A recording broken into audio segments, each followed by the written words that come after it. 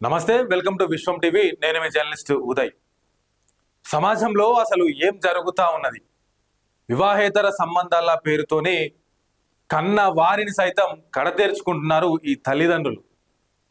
అసలు ఏం జరుగుతున్నది? వివరాలకు వెళ్ళి చూద్దాం ఒకసారి రండి. నేను మీకు ఒక ఫోటో చూపిస్తాను, ఇప్పుడు చూడండి. రైట్, ఈ ఫోటోలో కనిపిస్తున్న వ్యక్తి ప్రియాంక. వీళ్ళు బెంగళూరులో ఉంటున్నారు. ప్రియాంకకు 17 సంవత్సరాల కింద ప్రవీణ్ అనేటువంటి యువకుడితోని మ్యారేజ్ అయింది. 17 సంవత్సరాల కింద. సో మ్యారేజ్ అయింది, బాగానే ఉన్నారు. వాళ్ళకు ఒక బాబు, 15 సంవత్సరాల బాబు ఉన్నాడు. ఒక 6 సంవత్సరాల పాప కూడా ఉన్నది. సో కట్ చేస్తే ప్రియాంక అనేటువంటి వ్యక్తి తన కన్న కూతుర్ని చంపింది వివాహేతర సంబంధాన్ని అడ్డు పెట్టుకొని. ఎంత ఘోరం కదా, చూద్దాం. డీటెయిల్స్లోకి వెళ్ళి చూసే ప్రయత్నం చేద్దాం రండి ఒకసారి. ప్రియుడి కోసం తన 6 ఏళ్ల కుమార్తెను 3 నెలల క్రితం హత్య చేసిన ప్రియాంక కోసం కాడుగూడి ఠాణా పోలీసులు గాలింపు చర్యలు చేపట్టారు. హత్యకు సహకరించిన ఆమె ప్రియుడు మోహన్ ను ఇప్పటికే అరెస్టు చేశారు. ఇక చదువుడేంది నేను చెప్తా గానీ, ఏం జరిగిందంటే 17 సంవత్సరాల కింద పెళ్లి అయిపోయింది. ఒక బాబు ఒక పాప ఉన్నారు. బాబు 15 సంవత్సరాలు, పాప 6 సంవత్సరాలు. అంత బాగానే ఉన్నది, జీవనం కొనసాగిస్తున్నారు, బాగానే ఉన్నది, మంచిగా ఉన్నారు. కానీ సడన్ గా ఒక 2 ఏళ్ల కింద ఏం జరిగిందనంటే, ఈ ప్రియాంక అనేటువంటి అమ్మాయికి చిన్నప్పుడు చదువుకున్నటువంటి బాల్య స్నేహితుడా, కాలేజీ స్నేహితుడా ఒక అతను పరిచయం అయ్యాడు. సో ఇంతమందికే పరిచయం, కానీ ఎక్కడో ఒక సందర్భంలో కనబడ్డాడు. కనబడడంతో ఏం చేసింది, వాని పేరు ఏం పేరు, మోహన్. వాని పేరు ఏం చేసిందిగా, వాడితో వివాహేతర సంబంధం పెట్టుకొని నువ్వు నా కొద్దు అని చెప్పేసి భర్తకు చెప్పేసింది. ఎవరికి? ప్రవీణ్ కు చెప్పేసి ఇద్దరు విడిగా ఉంటున్నారు. ఈ ప్రియాంక మోహన్ ఎవరైతే మధ్యలో వచ్చినటువంటి వ్యక్తులను, ప్రియాంక మోహన్ ఇద్దరు కలిసి సహజీవనం చేస్తా ఉన్నారు కొద్ది రోజులుగా.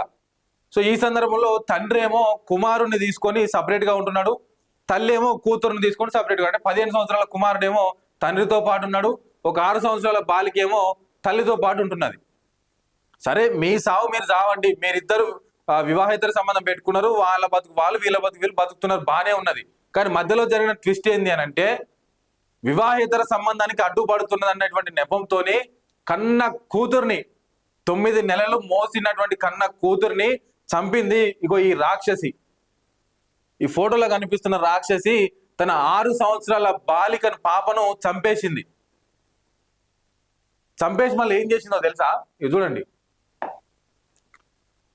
ఇక కాడుగోడిలో ఉంటున్న సమయంలో ప్రియాంకకు తన బాల్య స్నేహితుడు మోహన్ కనిపించాడు. 2 ఏళ్లుగా వివాహేతర సంబంధం పెట్టుకుంది. ఈ విషయాన్ని గుర్తించి ప్రవీణ్ మందలించడంతో కుమారుని భర్త వద్ద విడిచి మోహన్ తో కలిసి సహజీవనాన్ని మొదలుపెట్టింది. 3 నెలల క్రితం మరణించిందని ప్రవీణ్ కు ఫోన్ చేసి చెప్పింది. ఆసుపత్రిలో ఇచ్చిన మరణోత్తర పరీక్షల నివేదికను ఇచ్చింది. ఆ నివేదికను విదేశాల్లో ఉంటున్న ఒక వైద్య స్నేహితునికి ప్రవీణ్ పంపించగా, నివేదికల్లో పలు అంశాల్లో తప్పులు ఉన్నాయని, ఆహారం వికటించి పాప మరణించలేదని. ఇది చూడండి. ఏం చేసిందంటే, ఒక 3 నెలల కింద ఏం చేసిందంటే, ఇక పాప చనిపోయింది, ఆహారం వికటించింది, ఏదో ఫుడ్ పెడితే ఫుడ్ పాయిజన్ అయినట్టున్నది, చనిపోయిందని చెప్పేసి ఇక అంతా అయిపోయిన తర్వాత డాక్టర్లు ఇచ్చినటువంటి సర్టిఫికేట్ వాళ్ళు ఇచ్చింది కూడా కాదు, ఒక ఫేక్ సర్టిఫికేట్ ని క్రియేట్ చేసి తండ్రికి పంపించింది. ఇగో నీ కూతురు చనిపోయింది, ఈ ఆహారం వికటించిందని చెప్పి పంపించింది. మనోనికి ఏమన్నో డౌట్ వస్తూనే ఉన్నది ఎప్పటి నుంచో. ఏం చేసిండో, ఆ రిపోర్ట్ని ఏం చేసిండే, విదేశాల్లో ఉన్నటువంటి తన స్నేహితుడు ఎవరైతే డాక్టర్ ఉన్నాడో ఆయనకు పంపించి, ఇగో ఆహారం వికటించి చనిపోయిందంట నా బిడ్డ, ఈ రిపోర్ట్ ఇచ్చిండు, నాకు ఏదో డౌట్ ఉన్నది, నువ్వు చూడు అని చెప్పేసి పంపించిండు. ఆ డాక్టర్కి పంపించేసరికి ఆయన రిపోర్ట్ చూడగానే ఆయనకు కూడా అనుకునే అనుమానాలు వచ్చినాయి. అరే, ఆహారం వికటిస్తే ఫుడ్ పాయిజన్ అయితే గిట్ల రిపోర్ట్ ఎందుకు ఉంటుంది, తప్పుల తడకగా ఎందుకు రిపోర్ట్ని రాసిండ్రు వీళ్ళు అని చెప్పేసి వాళ్ళు ఆరాధీయడం మొదలు పెట్టడంతో అసలు విషయం బయటపడ్డది. కావాలని చెప్పేసి వివాహేతర సంబంధానికి అడ్డుపడ్డాడని చెప్పేసి ఆ బాలికను ఆ కన్న తల్లి చంపేసింది అనేది బయటపడ్డది. సో వెంటనే ప్రవీణ్ ఏం చేసిండు, వెళ్ళి అక్కడ లోకల్ పోలీస్ స్టేషన్ లో కంప్లైంట్ చేసిండు. నా బిడ్డను అకారణంగా చంపేసింది, వివాహేతర సంబంధం పెట్టుకుని, అక్రమ సంబంధం పెట్టుకొని వాడితో కలిసి నా కూతుర్ని చంపేసిందని చెప్పేసి పోలీస్ కంప్లైంట్ ఇచ్చిండు. అప్పటికే వీళ్ళు పరారీలో ఉన్నారు. సరే, పరారీలో ఉంటేంది, వాళ్ళు ఎక్కడ దాచుకున్నా కూడా పోలీస్ వ్యవస్థ పటిష్టంగా ఉన్నది, పట్టుకొస్తున్నారు. ఎటకేలకు ఆ మోహన్ అనేటువంటి వెధవను, ఈ ప్రియాంకని, ఇద్దరిని కూడా అరెస్ట్ చేసిండ్రు పోలీసు వాళ్ళు. సరే, ఏది ఏమైనా కూడా ఇప్పుడు అరెస్ట్ చేసిండ్రు, జైలుకు తీసుకుపోతారు. తర్వాత ఏం జరుగుతుందనే తర్వాత విషయం పక్కన పెడితే, ఇక్కడ మీరు గమనించండి, ఒక నిండు ప్రాణం బలైపోయింది. నిండు ప్రాణం. ఎవరికి పుట్టిన వివాహేతర సంబంధాలు, ఎక్కడి సంబంధాలు, ఏం జరుగుతూ ఉన్నది, అసలు ఎటుపోతా ఉన్నది, ఏం నేర్పిస్తా ఉన్నాం సమాజానికి? ఏం జరుగుతుంది ఇప్పుడు? 15 సంవత్సరాల బాలునికి తెలియదా నీ గురించి నువ్వేం చేసినావో? అంత తెలివి లేకుండా ఉన్నాడు కదా. రేపు వాడు నీ మీద ఏమైనా దాడి చేయడానికి నమ్మకం ఏంది? ఎందుకు ఇట్లాంటి పిచ్చి ప్రేలాపనలకు గురైతా ఉన్నారు మీరందరూ? నాకు అర్థం కావట్లేదు. ఇప్పుడు నువ్వు భర్తతోని విడిపోయినావు, బానే ఉన్నది. అట్లాంటప్పుడు నీకు ఆ బాలికను, నీ పాపను, నీ బిడ్డను సాధడం చేతగానప్పుడు కోర్టు పరిధిలో ఉన్నా లేకుంటే పెద్ద మనుషుల సమక్షంలో ఉన్నా వాళ్ళ తండ్రికి అప్పగించాల్సి ఉండే. మనోడన్నా ఒక పూట పెట్టి ఇంకొక పూట సాదుకుంటుండేనేమో. ఇవాళ నీ కన్న తల్లి అని చెప్పేసి నీ చేతిలో పెట్టేసరికి వాడెవడో మధ్యలో వచ్చినటువంటి వాడిని అడ్డం పెట్టుకుని వాంతో వివాహేతర, సరే 2 నెలల నుంచి వాంతో సహజీవనం చేస్తున్నాం కదా, మరి పాపెట్ట అడ్డం వచ్చింది మధ్యలో నీకు? అన్ని రోజులు రాంది ఇప్పుడెట్ట అడ్డం వచ్చింది? సో మిత్రులారా, ఇవన్నీ కూడా ప్రతిరోజు మనం మన సమాజంలో చూస్తానే ఉన్నాం.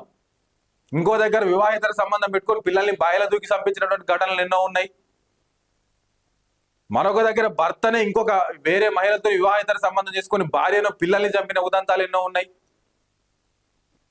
ఇవాళ మనకు ఇవాళ కూడా సుప్రీంకోర్టు ఏం చెప్పింది? ఇద్దరు మేజర్లు అయితే కనుక వాళ్ళిద్దరు శారీరక సంబంధం పెట్టుకోవచ్చు, కలిసి ఉండొచ్చు, లేదు అనుకున్నప్పుడు విడిపోవచ్చు అని చెప్పింది. మీ దరిద్రం కొద్ది గట్లనన్నా ఉండండి, సుప్రీంకోర్టు చెప్పినట్టే. కానీ చంపడాలు ఏంది? నీకు చేతగానప్పుడు, నీకు అడ్డంగా ఉంది అనుకున్నప్పుడు సరే మీ బతికేదో మీరు బతకండి. ఆ అమ్మాయి బతికి ఎందుకు ఆగం చేసినావు? ఇప్పుడు 6 సంవత్సరాలు నువ్వు కనినావు, పెంచినవు, ముద్దు పెట్టినవు, అమ్మ అని చెప్పి నేను పిలిచింది. కానీ కన్న తల్లి చేతుల్లోనే చనిపోతా అని చెప్పేసి ఏ రోజు కూడా ఆ బిడ్డ అనుకోకున్నాలి. అసలు కన్న తల్లి చేతుల్లోనే నాకు మరణం సంభవిస్తుందని చెప్పేసి అనుకోకున్నాలే. సో ఏది ఏమైనా కూడా సమాజంలో కూడా చట్టాలు కొంత కఠినంగా మారాల్సినటువంటి అవసరము ఆసన్నమైందని చెప్పి చెప్పుకోవచ్చు. ఇట్లాంటి వాళ్ళ మీద కఠినమైనటువంటి చర్యలు తీసుకోవాలి. సత్వర న్యాయం జరిగే విధంగా ఆ తండ్రికి కానీ ఆ బాలుడికి అంటే వాళ్ళ అన్నకు కానీ న్యాయం చేయాల్సిందే. ఇట్లాంటి వాళ్ళని బయట తిరగనియొద్దు అసలు. సో మన చుట్టూ ఉన్న వాళ్ళని కూడా చాలా జాగ్రత్తగా గమనించండి. ఎవరు ఏ టైంలో ఎట్లా మారిపోతున్నారు అనేది కూడా అర్థం కానటువంటి పరిస్థితి. సో మరిన్ని విషయాలతో మీ ముందుకు వస్తూనే ఉంటాను. చూస్తూనే ఉండండి విశ్వం టీవీ.